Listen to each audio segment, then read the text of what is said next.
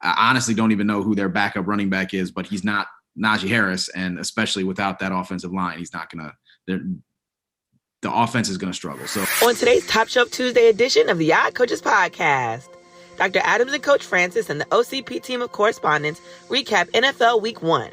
What games caught their eye, and how did Dr. Adams' picks of the week go? Strictly for entertainment purposes only, of course, as well as a preview of Week 2.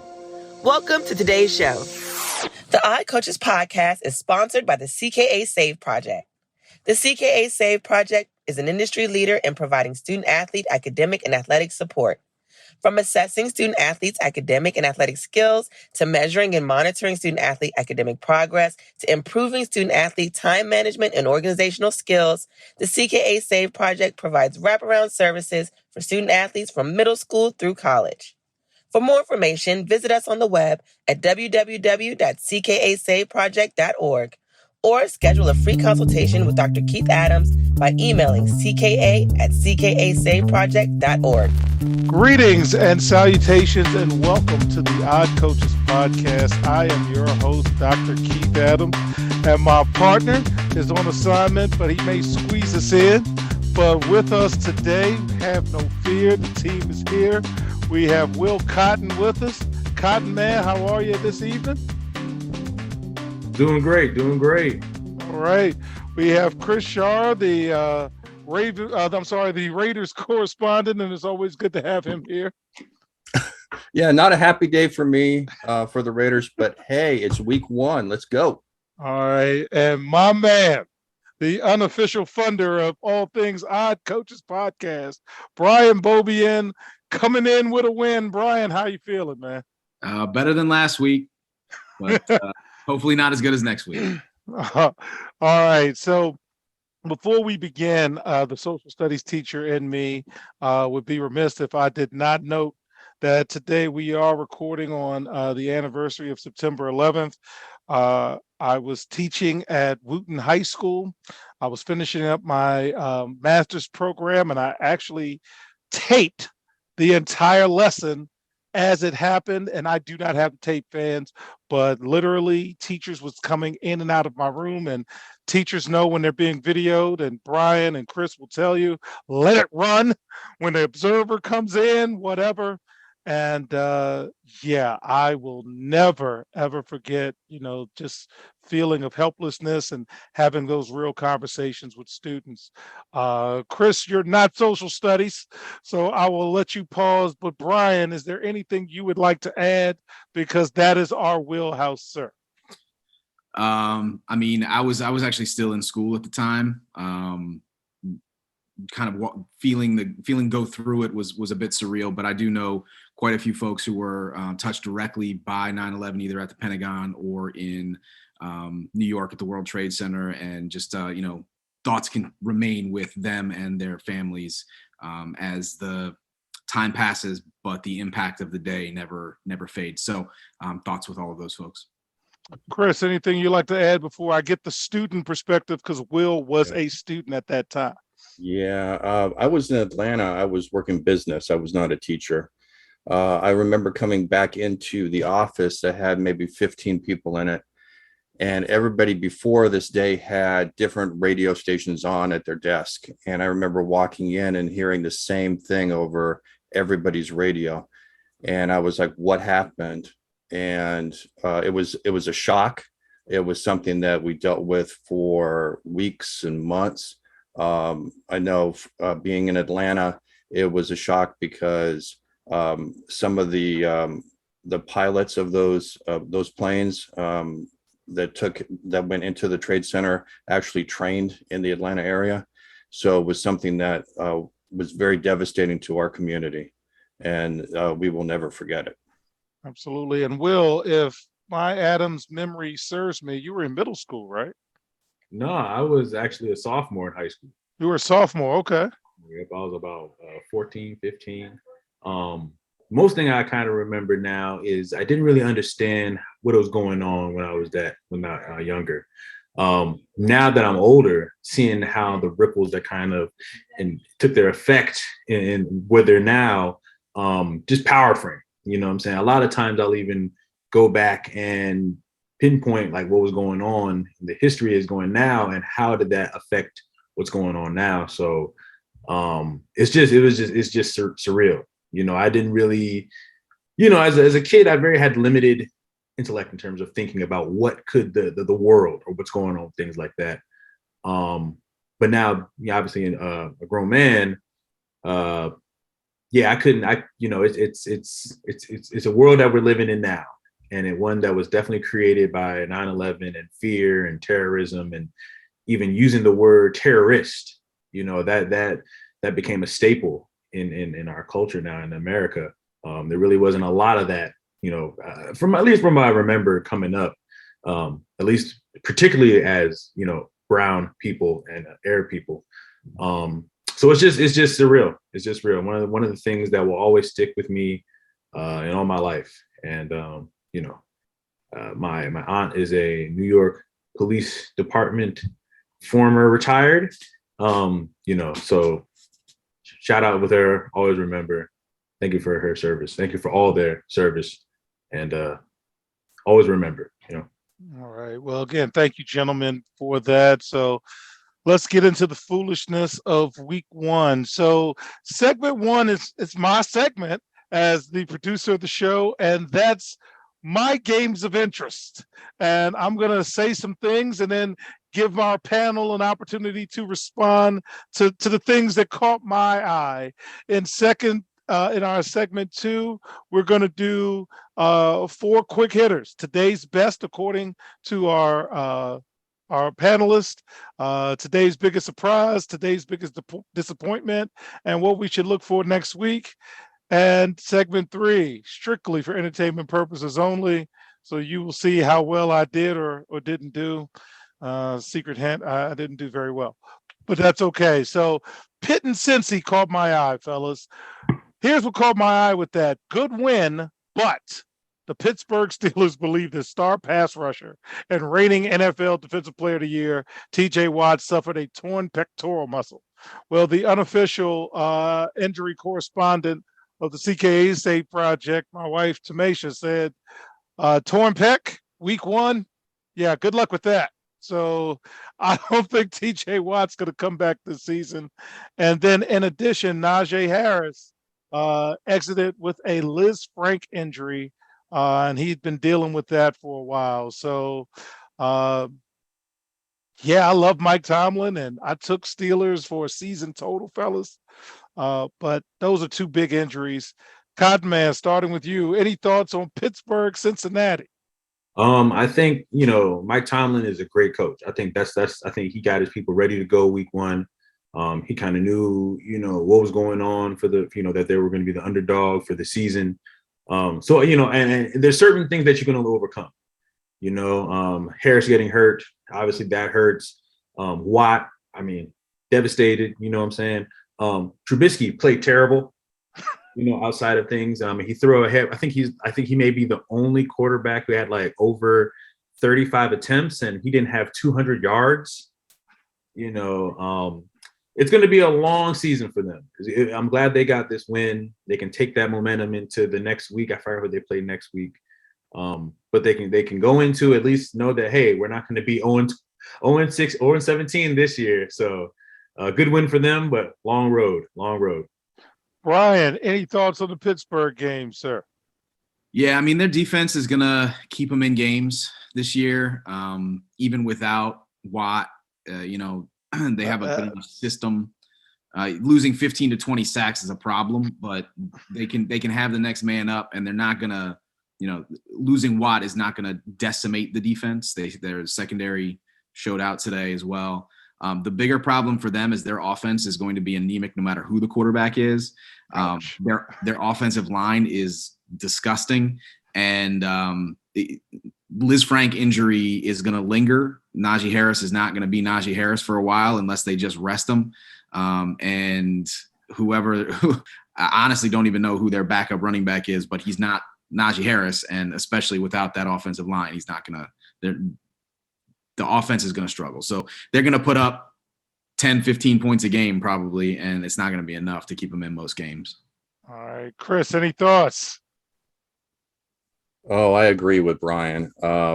Pittsburgh is really just defense. The only saving grace for them is next week is New England. Oh, okay. And All so, right. hey, they may go 2-0. Well, But I agree again. It's like Brian said, 10, 15 points tops every week for the offense. And the defense is not going to be as strong. I mean, that's too many injuries, and they're just not going to be able to recover. all right. So the second game of interest to me, Baltimore and the Jets. So game notes, and then I want to talk a little bit about the contract with Lamar Jackson. Good win, but Baltimore Ravens left tackle Jawan James is out for the season after tearing his left Achilles tendon for the second time in 16 months. His left tackle is out. So let me tell you a little bit about the contract situation. This is via the Mort report, and thank you, Chris Mortensen. Not that he knows me, but I did follow his report. So allegedly, or apparently, or according to media reports, Lamar Jackson rejected a 6-year contract offer with $133 million guaranteed, which is comparable to Russell Wilson, who got 124, and Kyler Murray, who got 103, but well short of the ridiculous $230 million fully guaranteed by Deshaun Watson, which is what he wants. So if Jackson takes the Kirk Cousins path, he will be an unrestricted free agent in 2025. But he will have netted about $100 million fully guaranteed for the next 2 years. So any thoughts, Will, on not only the Ravens losing their left tackle, but Lamar Jackson and his contract situation? Well, I think the situation is kind of what happened in a bigger way that kind of with Kirk Cousins. I think they could have paid Lamar years ago. You know, they could have got that in place saying, oh, this guy won MVP. Okay, let's get this extension ready to go. Let's not get to the position that we're at. The issue is too many guys who aren't Lamar got paid. So there's so many guys behind them that you're going to be like, well, hold on, wait a minute. Who's that? Kyler Murray? Hold on, wait, and who is this person over getting all this money? That hurts. It hurts. Have Deshaun Watson. Obviously, that guy hasn't played in 2 years. It'll be 2 years, 2 seasons since he played non-football injury. You know what I'm saying? He hasn't played, and he has, crazy. I mean, outside a crazy amount of money. I definitely understand. That's definitely just, in my opinion, it would be kind of a little disrespect from the Ravens. You've done everything. You've stayed out of trouble. You've been part of the community. You've won. I mean, and people are getting flied injuries. You're still making them relevant. People still watch the games. It's unfortunate that it's going to get to either, they're going to be too big where it's like, hey, we can't pay with you and be a competitive team. But, grain of salt, he went against, the Jets. So he's going to look good on that. So it didn't occur in the right time. He said, no, we're not going to pay you. I go out, I throw 3 touchdowns and go crazy. I hope they can get it figured out during the season, because when it gets to the end of the season, it's going to be it's going to get a lot more complex, I'll say. So, all right. So, Brian, you are unique. Fans, Brian is a Washington Commanders fan for many moons, and he saw the Kirk Cousins deal play out in real time. So, Brian, I am very interested to hear your thoughts on the Lamar Jackson contract situation. Well, first of all, Kirk Cousins is not Lamar Jackson. So bang, bang, stick him up. He's a robber. And I think the worst thing that happened to NFL front offices was the Deshaun Watson deal. 3 years guaranteed for Kirk Cousins from the Vikings, fine, whatever. But the amount of money that Deshaun Watson got, as Will pointed out, without stepping foot on a field for a whole year, and with all of the stuff that he's got going on off the field, was absurd. But if anybody deserves it, Lamar does. I think he's, other than the playoff problems that he's got, He's you can't deny his impact on the game. That said, I'm curious, unless the cap situation changes dramatically northward, these quarterbacks who are making $55 million a year are going to hamstring their team so badly that everybody else is going to have to be on rookie deals, which is fine if you get the rookies that can show out, but otherwise it's going to be problematic. So I have a feeling that in the next labor negotiation, you're going to have a lot of questions about fully guaranteed deals. Baseball does it, but there's no cap. And so there's a little bit of a difference there. But something's going to have to give. The money coming into the league is not going down. So the percentage going to players should probably increase. But I mean, who's the first $60 million quarterback? Who's the first $70 million quarterback? And so teams are really going to get hamstrung with those salaries. Washington screwed up. Baltimore shouldn't have, and they did. All right, Chris, anything to add? Here's my prediction on Lamar Jackson. I don't think they'll come to an agreement. I think that he'll leave eventually, and I think that his destination will be Tampa Bay. Interesting. All right. So with that, Brian, this one's for you. Jacksonville versus Washington. So Washington Commanders quarterback Carson Wentz defeated his former coach and won his first game with his new team. Now, of course, it was in dramatic fashion because in typical Carson Wentz fashion, he made the game interesting. I'll leave you with the commentary, but Brian, the floor is yours. What are your thoughts on the Commanders' win over the Jaguars? I mean, it was Jacksonville, right? So that's the first piece. But, Wentz made throws today that I haven't seen a Washington quarterback make in a long, long time. Two big dimes on those touchdowns. Yeah. Real talk. Yeah. And I was more, I mean, the play, it was Walker who intercepted that second pass, the number 1 draft pick overall, and his recognition of that screen pass and then getting to a place where he could pick the ball off was unbelievable. I blame Wentz. He shouldn't have made the throw the ball at the ground at the feet of the running back, but it was a fantastic play on his part. Wentz is better, gives them more of a chance to win than Heineke does. I think all of the offensive weapons showed up today, and you could really see that they've got the skill position players in place to compete. I was concerned about the offensive line. I felt like the Jacksonville pass rush was able to get home, not necessarily for sacks, but definitely impacted Wentz's progressions and his ability to throw the ball to the right guy. But again, he made throws that no other Washington quarterback has made for as long as I can remember. And Jahan Dotson is going to be silly. All right, fans who don't know, Will Cotton is a closet Commanders fan. He does follow them. So, Will, you're up next, man. What do you think about the win over Jacksonville? The biggest thing for me, man, was Gibson. He played a really great. He played a really great game. I think he had 58 yards rushing, and then he had 72 receiving. So any kind of guy that you can put those kind of yards up, man, and still get he didn't score.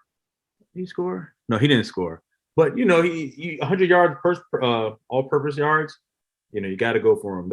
I think that's for a bigger game. I think that was a bigger win for them than Wentz. I think Wentz, pretty much. I mean, from last year, he was pretty decent, man. He wasn't as bad as people say he was. I think Indy really messed up by getting rid of him and keeping Matt Ryan. Obviously, we saw because that guy just, I don't know. But, it was a good win. It was a good win. I think it was an ugly game. The worst team lost, in my opinion. But that doesn't mean that Washington is, world beater. I think there's a lot of teams that you got to start winning. And as we start understanding the season and it starts to shape, we'll see where the Commanders end up. But hey, the best way you can do is be 1-0. Can't be any better than that. So let's go. All right, Chris, close us out, sir. Commanders talk. Anything on the Oh Commanders yeah. win? Hey, Brian, who does Washington play next week? Do you know? Detroit. Yeah. They're going to go 2-0. Okay. And Wentz is actually a much better quarterback than a lot of people give him credit for. He is messy, but at least he keeps his team in the game for the most part. And I agree with Will on Gibson. The fact that Gibson really stepped it up, I think will help Wentz and the progression for the Commanders this season. All right. Well, fans, that was the first segment. Again, those are the things that I was thinking about. So in segment 2, we're going to tag off to our correspondents to kind of get their gauge on the NFL Week 1 when we get back on the Odd Coaches podcast. The reviews are in for Dr. Keith Adams' book, Finding the Balance, My Personal Journey to Academic and Athletic Success. College professor and student athlete academic expert Dr. Lisa Rubin said, "There is nothing out there like this book, so I do hope people will pay attention and give it a read." Former George Mason standout Fowler Campbell said, "Consider this book an opportunity to work directly with Dr. Adams, just like I did.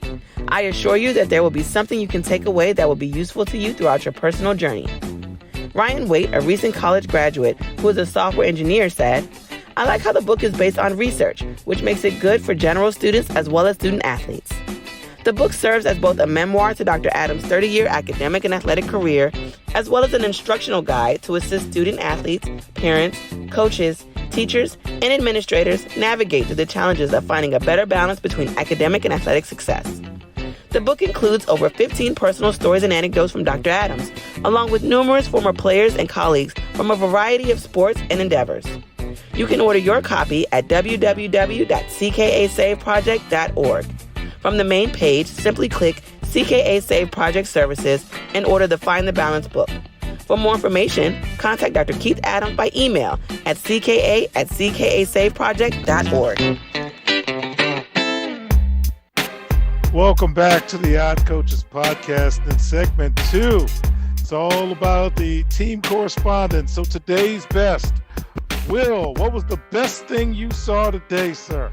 Yo, the best is hands down Patrick Mahomes. I mean, that guy, 30-39, 5 touchdowns, no picks, 360 yards. I mean, blows out the Cardinals. I think, it was a little slight to him too. Like, when Kyler got the contract, it was a little slight, he was a little like, hey, hold on, like, highest paid QB doesn't mean the best.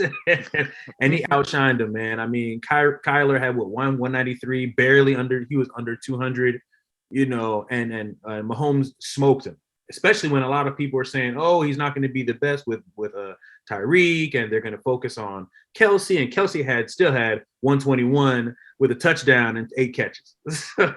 Andy Reid, man, if you followed him in the NFC East, if you followed Adam just in his career, man, he's a guru with quarterbacks and offense, man. He's a great guy at getting yards. He's a great guy for getting points. His issues are obviously in the playoffs and stopping people. Man, if we're talking about today's best, got to be Patrick Mahomes, number one. I mean, he killed me he was on my fantasy team, and he was 50 points. I mean, come on. My today's best. All right. Chris, what was the best thing you saw today? I have to agree with Will. It was Mahomes by far. No contest for everything that Will mentioned. I will have to give a shout out, though, to Barkley running for the Giants and Swift for the Lions. I mean, those guys put up some tremendous numbers. So it's those teams definitely need help with their quarterbacks. So it's good that they have a running game. But Mahomes is just a master, and you could see it today. All right, Brian, what was your best today?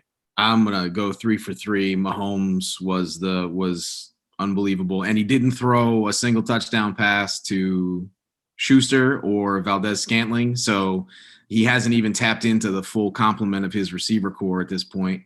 But I will say my 1B, actually wasn't today. It was Thursday. earlier this week, and Josh Allen is. I'm looking forward to the AFC Championship game because it's going to come. All right, Bobby, and we're going to stay with you. What was today's biggest surprise for you? The Giants. Hey, Mike, how you doing? And that's not Francis, that's King, baby.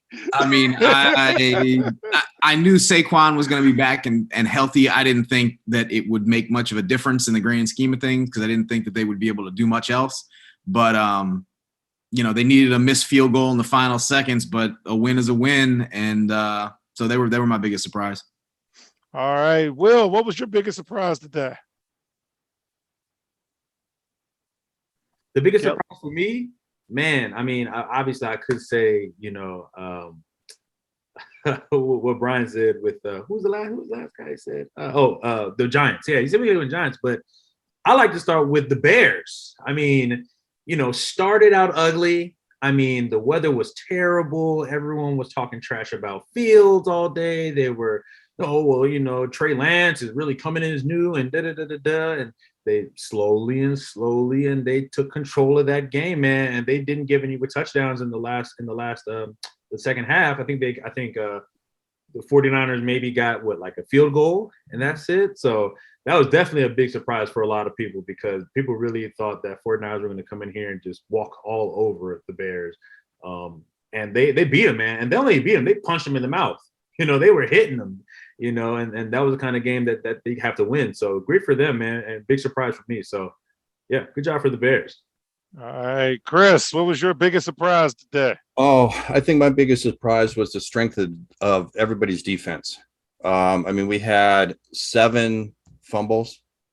We had lost fumbles. We had over 60, sacks. We had over 25 interceptions.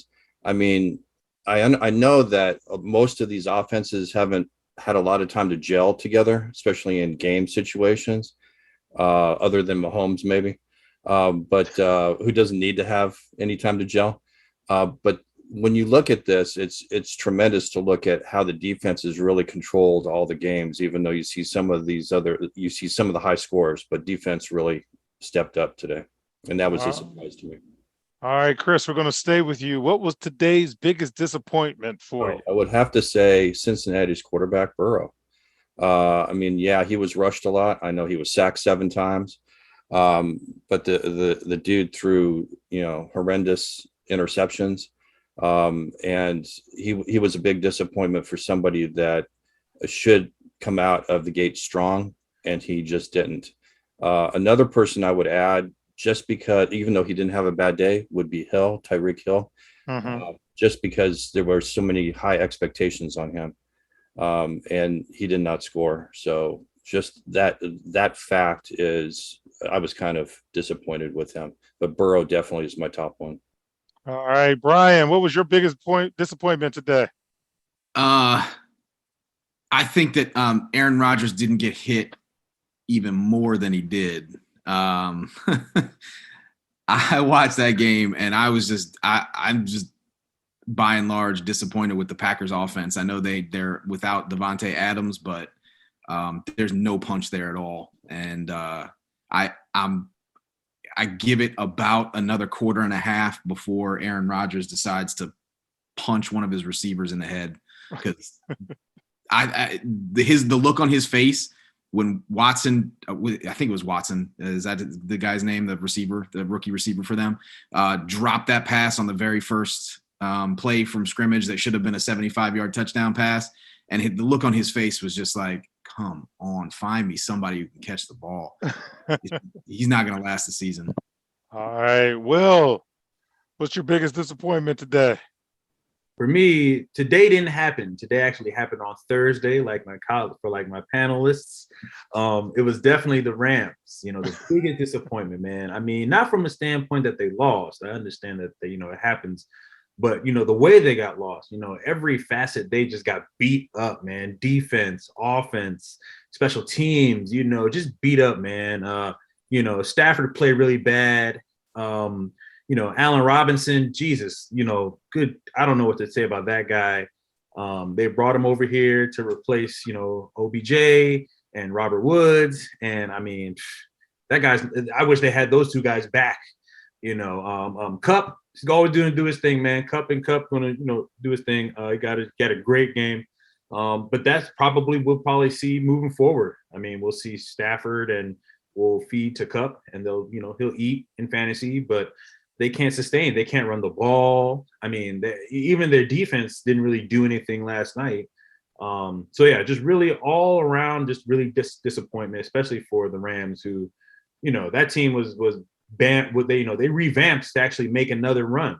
That they picked up some guys, that Bobby Wagner, I believe, that he was on the team. So it's just concerning when you get beat like that. But on the flip, the Bills owed that for them. You know what I'm saying? You got that you get that ring for them in front of their face, and they laughing. They got girlfriends and wives and kids, and they feel like they should be there too. So it was like a double punch kind of thing for the Rams. But the biggest disappointment is definitely the Rams showing up, or not showing up, I should say, on Thursday. All right, and we're going to stay with you, Cotton Man, for the last part of this segment. Give me one thing we should look for next week. What's one thing you're looking for? The one thing what can we look for next week, man? Can Burrow rebound? Can he rebound, man? I mean, we'll see if that guy can. He play. He's going to have ups and downs, and he hasn't really had too many downs now that he's been up. So it's good to see how he comes back. I don't want, this could really allow the team to crumble in a way, or they lose focus. I want to get back to his play, get back to his doing, and be the Burrow that we know. So I'm thinking next week I'm looking forward to Burrow being the standard Burrow. Okay, Chris, give me one thing to look for next week, my friend. Okay, the division matchups are going to be the key matchups, I think. You got the Chargers against the Chiefs, you got Tampa against New Orleans, and you got the Bears against the Packers. So I'm going to say my one thing to look for is, will Aaron Rodgers be able to put it together, or is he going to go 0-2? Okay. And Brian, close us out. Give me one thing to look for next week. I think I know where you're going. Actually, I'm gonna stay away from Washington. I'm interested to see what Lamar looks like without his left tackle against a team that is a bit more adept than the Jets. So see if he can put on a show against the Dolphins like he did against the Jets. All right. Well, we'll see how the Baltimore defense goes against what my partner calls noodle arm. So we'll see what happens. And speaking of seeing what happens, I'll recap my strictly for entertainment only picks in the last segment, folks. We'll be right back on the Eye Coaches podcast. There is an old business adage that says, what gets measured and monitored gets done. It is also fact that deadlines spur action. That is what the CKA SAVE Project academic monitoring service can do for student athletes. Measure and monitor their academic progress to improve their grades. Our academic monitoring services provide ongoing academic support for student athletes for a designated period of time. Our academic success coaches work with student athletes on time management and organizational skills, along with improving their ability to self-advocate. Every few weeks, our academic success coaches meet with student athletes to assess their academic progress, as well as provide ongoing academic advising. If needed, student athletes have access to CKA Learning Specialists who provide virtual core subject academic support for student athletes. For more information, visit us on the web at www.ckasaveproject.org or schedule a free virtual consultation with Dr. Keith Adams by email at cka@ckasaveproject.org. Welcome back to the Odd Coaches podcast. In segment 3, we are talking about things strictly for entertainment purposes only. So the OCP top 5. I've got Buffalo at number 1. I got Kansas City at number 2. I got the Eagles at 3, Ravens at 4, and Kirk Cousins, the bank robber, the Minnesota Vikings at 5. Fans, we don't ever do the Sunday night game or the Monday game, so don't start screaming that Dallas and some of those other teams are not in. Fellas, in any order, if you want, any thoughts on the top 5? Will, what do you think, man? How you like our top 5? Top 5 is about what it is. They did what they needed. The teams that needed to do go in and win, they won. There's really no questions that everyone that won, you pretty much knew was going to win. So we'll see if that continues. We'll see if I think the Minnesota, they'll be interesting. I think they have a plan where it's like, hey, look, one look and throw to Jefferson, whatever. It's going at Jefferson. And they still have Dalvin Cook, which is crazy because that guy is amazing too. So it'll be interesting. I want to see if the Vikings can really thrive in that new offense and really, creep up. I don't know if they're going to be like, Mahomes. I mean, Lord, if that guy keeps it up, he's at least going to get an MVP. But we'll see. But yeah, I have no changes. I think it's very accurate. I think the Bills are still the best team, and right behind them are the guys they need to beat in January and when it comes to that playoffs time. So keep mine the same. All right, Chris. Anything about the top 5? Sorry, the Raiders aren't in there, my friend. I know. Well, hey, that's the Raiders. They will be. Okay, before we get to the end of the season, the Raiders will be in the top 5. They'll be in the top 2. So here we go. I don't see Tampa Bay anywhere, which is Tampa Bay is playing after we take the show. Yeah, that's why fans don't scream for Dallas, don't scream for Tampa Bay. But see, Denver's one player away. Oh yeah, well, Denver's always Denver should be number 1. But so here we go. I think that Brady will retire before midseason. I think he will. So I wouldn't even consider putting Tampa Bay up there. I don't think that they'll match whatever the preseason expectations were for that team. There's too much going on in his personal life. So my partner told me last week. I didn't even know, and my partner brought it up. So fans, check out last week's episode. So as the world turns. It definitely is. But I agree that Buffalo is the best team right now. They're strong across the board. Kansas City is like right there with them. And that's really a surprise when you see what Kansas City is doing to their team by jettisoning off some of these top players, as they have the last couple of years in the offseason, and they still remain strong. So Kansas City is going to be a force that we have to reckon with for probably another 10 years. All right. And Brian, any thoughts, or should I put Kings Giants in there? That's an inside joke, fans. No, the Giants, despite their win today, should remain near the bottom of whatever ranking you had. The only thing I would take issue with is the Eagles up there. Is it too early? Yeah, but everything is too early. Week 1 is too early everywhere, because you can say, the Vikings defense is going to, take them that extra step, but Zadarius Smith is not going to play like a man possessed every game. He had a special place in his heart for the Packers because of how things ended there. And so, there's a lot of different things that are going to happen after week 1 that'll shuffle around your or after week 2 that'll shuffle around your stuff. But the Eagles is the only thing I would question. I mean, right now they look high powered. Again, they played Detroit, so that's not saying a ton. All right. So my picks of the week. I was 2-3 this week. I picked 5 games a week, fans. I picked 1 point spread game, 1 over under, 2 play, and I always do the money line. I might win a little less, but it's still about the wins. You can check that out on the college episode on Thursday. I do 1 3 play of the week. Thanks, Shaq. And I do 1 money line play of the week where I'm looking for an upset. So I had Tennessee -5.5. That didn't work out for me. I had Buffalo and the Rams under 53, and that got me there. And everybody was like, no, they're going to score. No. I picked that one. I picked Baltimore and Philadelphia to win straight up. My 3 play of the week, because I'm often under the influence of my former players. I picked Indianapolis, New Orleans, and San Francisco. Took an L on that. And Jacksonville teased me today. And that interception was phenomenal. But Carson Wentz threw 2 dimes that I stood up on the couch and said, job well done. That's a first-round draft pick throwing that ball. And one was to McLaurin and one was to the other guy, Doxson. So no, not Doxson. Stop. Oh, no. Sorry. Who was the other guy? Dotson. Not Josh Doxson is a completely different guy. Jahan Dotson. All right. That's why we got Bobby in. So Much to my chagrin and much to my wife's laughter, I am down $10.65 this week. But there's always next week, man. I swear, fans, she's downstairs giggling. $10. Okay. So I hit some props, so I won. I won. Yes, you did. Yes, you did, William. Yes, you did. Yeah. So week 2 games to watch.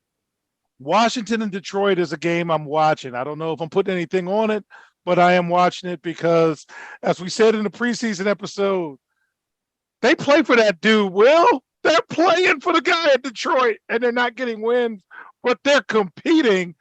It's got to happen sooner or later because they're not getting smoked. They're just losing games, and it's a difference. I told my boy to cover him. I told my boy, I said, yo, they should cover +5. He was like, nah, they're going to lose. I'm like, you don't know what gambling is if you think +5 and they know they're going to lose. So he texted me, he said, you were right, man, +5. I was like, I told you should have taken that +5. So I do agree with Chris. Tampa, New Orleans is a game I'm going to watch. I'm going to look at New Orleans and Pittsburgh because not New Orleans and Pittsburgh, New England and Pittsburgh. New England looked bad, and Mac Jones looked like he got hurt. I'm sure we'll find out more tomorrow, and when the episode comes out, whatever happened will be widely talked about. But they didn't look good, and I'd love to see Pittsburgh go 2-0 for strictly for entertainment purposes only. Miami and Baltimore. Miami is coming to town. My partner, Coach Franchise, really is not a big believer in Tua, if you've listened to the show. So it's a game I actually want to watch because I didn't watch a lot of football today. I do want to see Seattle and San Francisco. Fowler owes me $10, so hopefully he'll pay me back. I do want to see Cincinnati and Dallas. Again, Dallas plays like right now, and Cincinnati didn't play well. And Chris, you're on the clock, buddy. I want to see Arizona and Las Vegas because I'm not a big fan of Cliff Kingsbury. So hopefully you guys can get the win. Last thing for me is my season-long win totals. I got Pittsburgh over 7.5. They've won 1. Jacksonville over 6.5. They lost. Buffalo over 11.5. They started off well. They won. Chargers over 10. 1-0. Minnesota over 9. Say that again, Will. Minnesota over 9. I'm in, man. They're going to win over 9. For sure. New Orleans, crab legs over 8. I think we're going to be all right. Bobby and Philadelphia over 9. I'm liking that pick, baby. I'm liking that pick. Follower and talk me into San Francisco over 10. And that's my fault for that. That's me since 2002, 2003. Listen to this guy. Coach, let's run this play. Yeah, okay. So anyway, Chris, any last thoughts before we leave out, sir? No, except the Raiders will rebound. Okay. And we will be 1-1, and either Kansas City will lose or the Chargers will lose. Okay. So the loss today didn't matter. All right. Bobby, anything before we close? I'm excited to see the Commanders next week. I want to see what they can do against a more pro defense. It's Detroit, right? Okay. All right. Cotton Man, what else, man? Any last thoughts, sir? Oh man, I'm excited for Chargers Chiefs. That's on Thursday. Yes, it is. And I may have to give a text on Wednesday. Yeah. But every other team. But I think Aaron Rodgers, he rebounds. I think they're playing at home against the Bears. I think they'll, they historically they always whoop up on the Bears. I think they got beat by a better team, and I think that team is ready to take that step. And the Packers are really regressing, but I think they'll still be able to beat the Bears and beat them pretty handily. I'd be pretty surprised if they lose. I'd be surprised if. All right. But if they 0-2, man, just relax. That's what he likes. He likes being down 0-2, and then he wins 14 straight. So we'll see if he can do it. Well, guys, thank you for joining me on our Top Shelf Tuesday edition. This is always fun. And on behalf of my tag team partner, Coach Mike Francis, I am Dr. Keith Adams saying thank you for listening and or watching the Odd Coaches podcast. And we will see you on the sidelines. Till next time, take care. Peace. Have a good one. We hope you enjoyed today's show. The Odd Coaches podcast drops new episodes every Tuesday through Friday on most weeks. Make sure you subscribe to the Odd Coaches podcast on Apple Music, iHeartRadio, Podbean, Spotify, and YouTube. Follow the Odd Coaches podcast on Twitter and Instagram at Odd Coaches. Follow Dr. Adams on Twitter and Instagram at CKA Save Project. In addition, follow Coach Mike Francis on Twitter and Instagram at Coach Franchise, spelled Coach Franchize. For more information about the CKA Save Project, please visit them on the web at www.ckasaveproject.org. See you next time on the Odd Coaches podcast.